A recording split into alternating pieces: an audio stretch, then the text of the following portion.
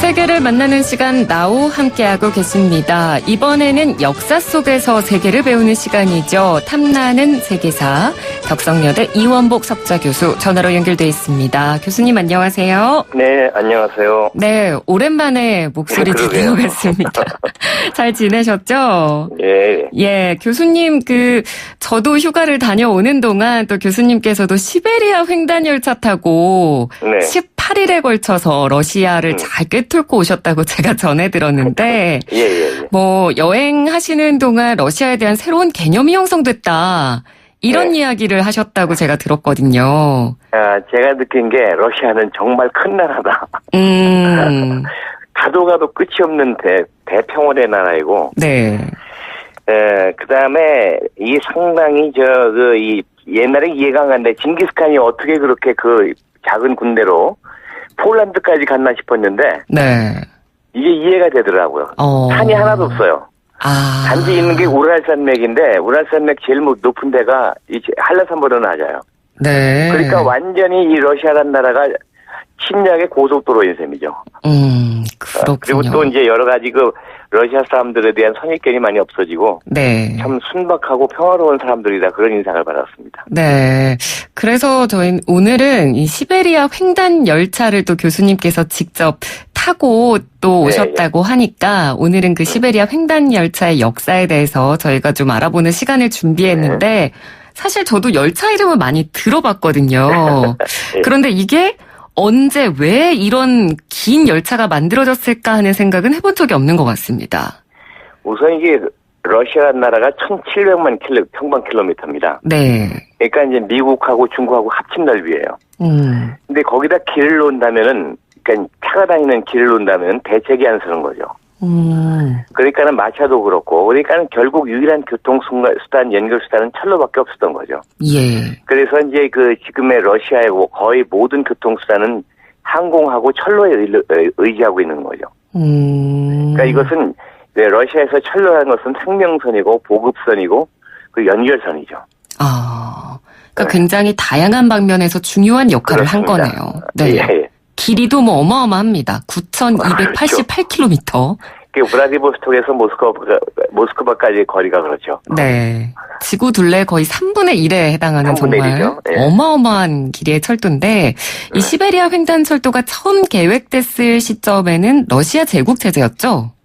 제국시대인데 처음에는 이제 기획된 아이디어가 나온 것이 1860년대입니다. 근데 그때는 거기 크림 전쟁에서 져가지고 재정이 엉망이라서 아예 그냥 무산돼 버리고 본격적으로 시작된 것이 그러니까 이제 1886년에 네. 모스크바에서 우랄 산맥까지 철도가 완공됐거든요. 네.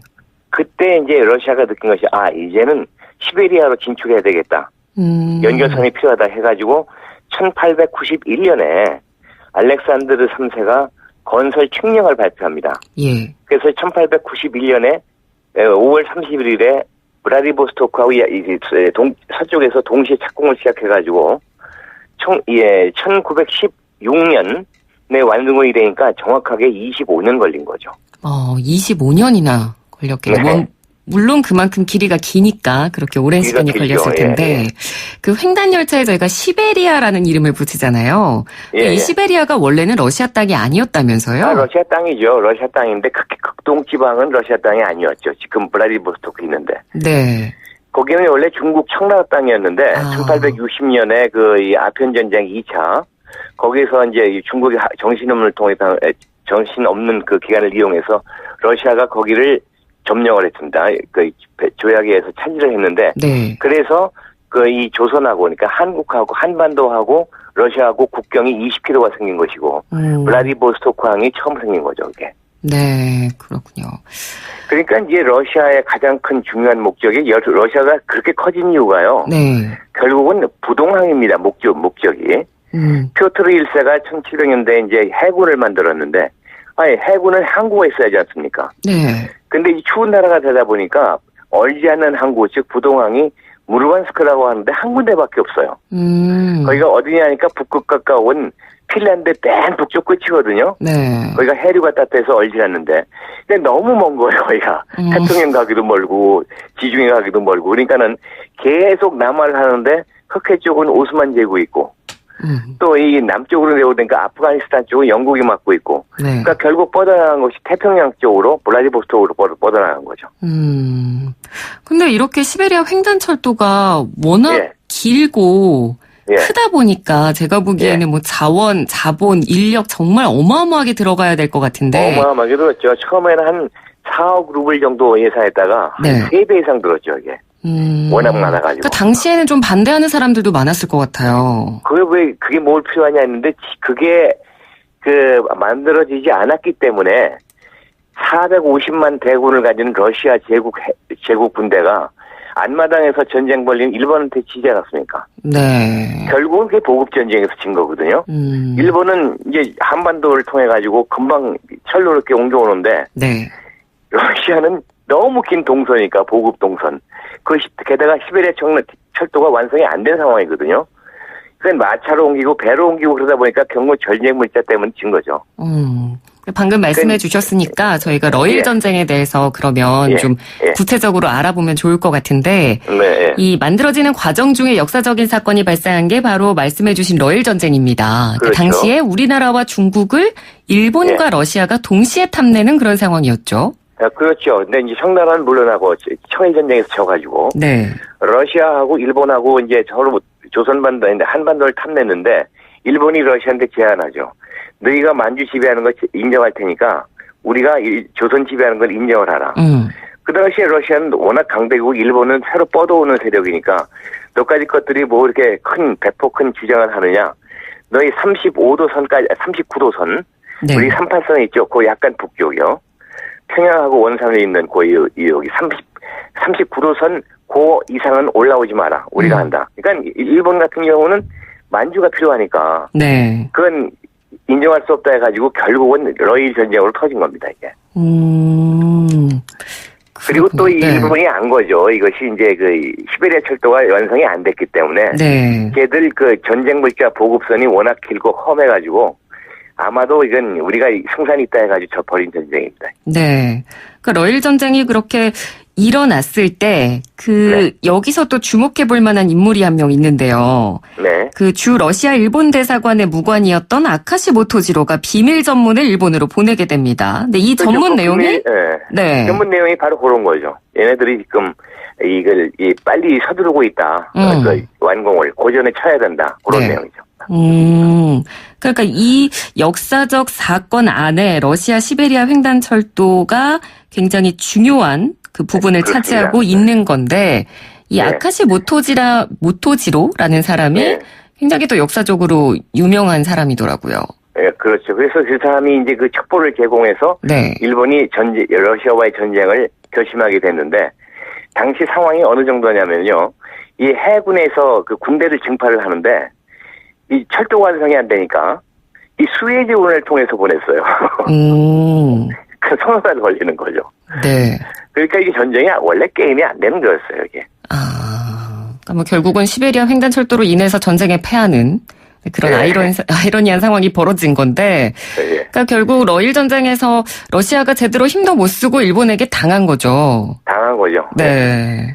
그래서 이제 결국 시베리아 철도를 서두른 거고, 결국은 1916년에 완성이 됐는데, 그때 총 책임자가 누구냐니까 러시아의 마지막 황제였던 니콜라이 2세였어요. 그래서 이 황태자일 때 그 착공식에 참여를 하기 위해서 일본에 왔고, 91년에. 네. 예, 거기서 이 저격을 당합니다. 일본 순사한테.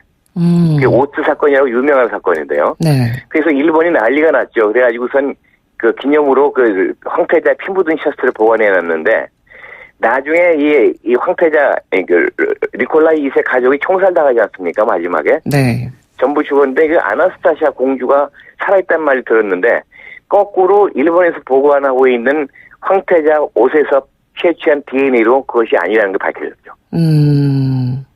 거꾸로. 네.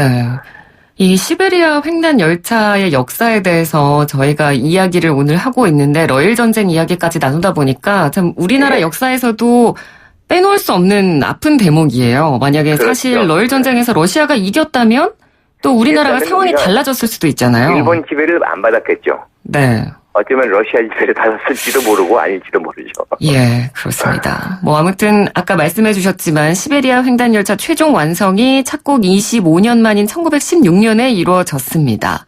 예. 이 횡단 철도가 등장하면서 그럼 러시아에는 어떤 변화들이 있었나요? 그러니까 이제 러시아가 하나로 엮여진 거죠. 근데 이 러시아 횡단 철도라는 게요. 꼬박 시장구 달려서 일주일 걸립니다. 아, 기차 타는 시간만 일주일인가요? 그렇죠. 타는 시간만. 그래서 이제 많은 사람들이 그냥 멋 모르고 기차 일주일 티켓을 끊는 분도 계신데, 네. 그건 대단히 큰 고역입니다. 그럼 교수님께서도 일주일 내내 타셨나요? 아니죠. 저희는, 네. 그러니까 이제 아침에 10군데로 끊어가지고, 네. 아침에 내리면은 낮에는 관광하고 밤차로 가고, 저녁에 도착하면 호텔에서 자고 그 다음날 아침에 가고 이런 식으로 갔죠. 그러셨군요. 그래서 반반 했죠. 호텔에서 반, 열차에서 반. 근데 열차는 사실 횡단 열차는 한 번쯤 누구나 타보고 싶은 약간 그런 로망이 있는 그 여행 구간이거든요. 근데 그 경치에는 기대를 하시면 안 됩니다. 그러니까 평생에 자작나무 그렇게 본 건 처음이고요. 예. 이게 자다가 졸다가 보면 그 풍경이고 아침에 깨서 일어나면 그 풍경이고 가다가 또 저녁 되면 또 그 풍경이고. 그래서 국경에서부터 동쪽 국경에서부터 저기 모스크바까지 똑같아 풍경이. 네, 풍경은 별로여도 그래도 탈만한 의미는 있으셨던 거죠? 그렇죠. 이제 그 중간중간에 있는 보석과 같은 도시들을 봤는데 정말 아름답고 좋은 도시들이 많았어요. 그렇군요.